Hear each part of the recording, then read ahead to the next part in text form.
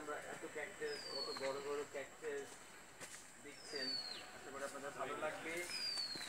এবং বিশাল সাম্রাজ্য, উনি 3 দিন করে এই ম্যানেজমেন্ট, এই ক্যাকটাস হাউস তৈরি করতে পরিচালনা করছেন।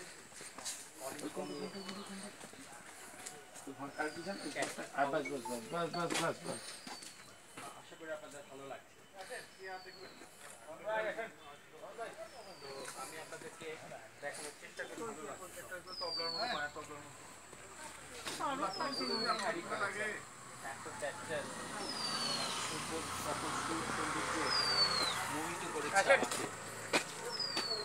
তো দেখুন বন্ধুরা, আশা করি আপনাদের সবারই ভালো লাগবে।